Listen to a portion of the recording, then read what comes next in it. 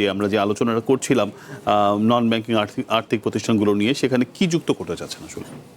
আপনি বলেছেন যে আমানতকারীদের হয়তো 10 লক্ষ টাকার মতো এরকম একটা দেওয়া হতে পারে।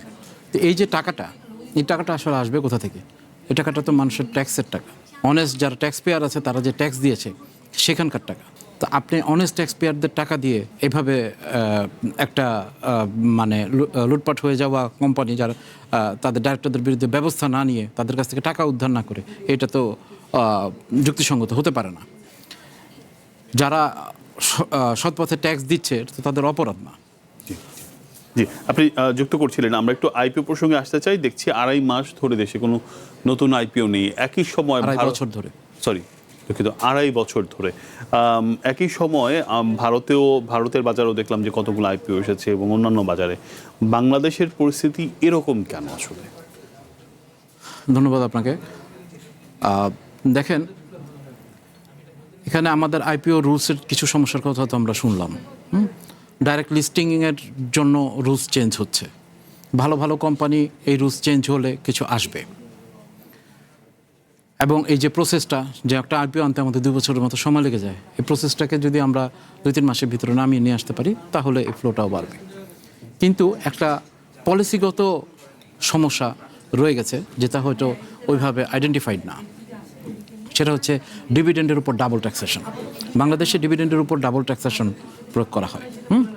তো যখন একটা ডিভিডেন্ডের উপর ডাবল ট্যাক্সেশন প্রয়োগ করা হয়, মনে করেন আপনি বিজনেসম্যান, আপনি যদি আপনার ব্যবসা থেকে ডিভিডেন্ড নিতে চান তাহলে আপনাকে 2বার ট্যাক্স দিতে হচ্ছে।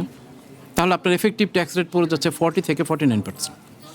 আর আপনি যদি স্যালারি আকারে এই টাকাটা আপনার কোম্পানি থেকে নেন তাহলে আপনার এফেক্টিভ রেট পড়তেছে 20%-এর মতো আনুমানিক। তাহলে আপনি কোনটা করবেন? স্যালারির মাধ্যমে নেবেন। আবার ডাইরেক্টর লোনের মাধ্যমে তো টাকা বের করে নিয়ে যাওয়া যাচ্ছে।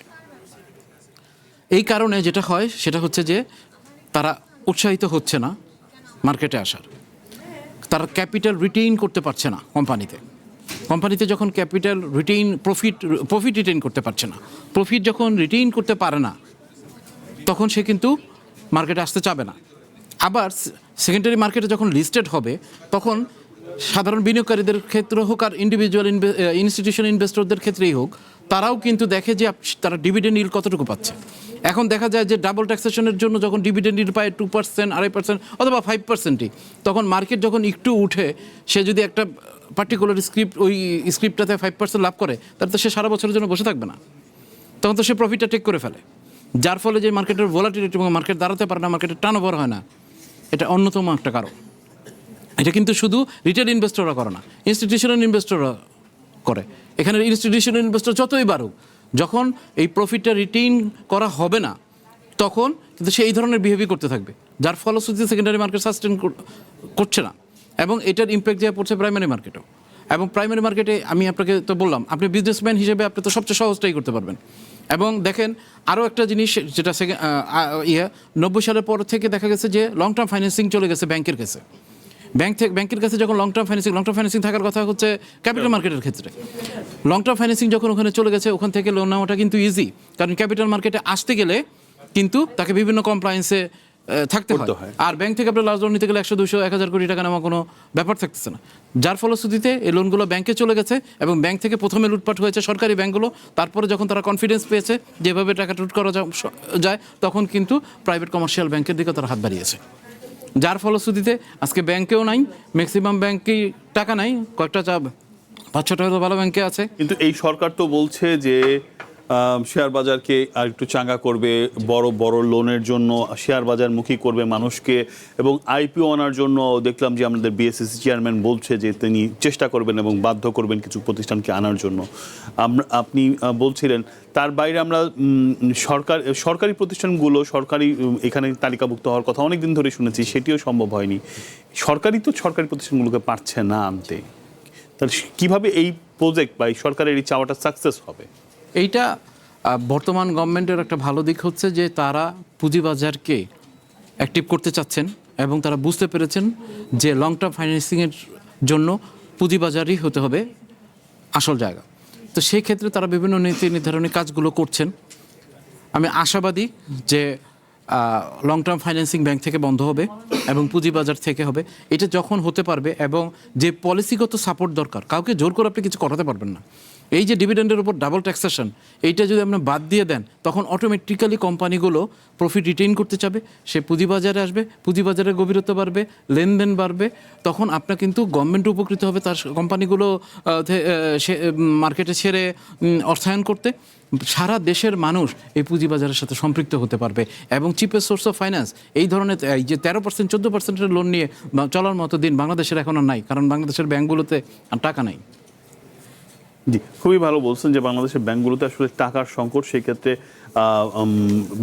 এই পুঁজিবাজার ছাড়া আসলে, কিন্তু আপনি যে কমপ্লায়েন্সের কথা বলছিলেন ব্যাংকের ক্ষেত্রে ঘাটতি রয়েছে, আমরা তো পুঁজিবাজারও কমপ্লায়েন্সের ঘাটতি দেখি, যে যার মতো করে গ্যামলিং করে টাকা নিয়ে চলে যাচ্ছে এবং ওইটা থেকে বরং পুঁজিবাজারে আরও বেশি সহজে নিয়ে নেওয়া সম্ভব, কারণ এখানে কমপ্লায়েন্সটা আরও কম।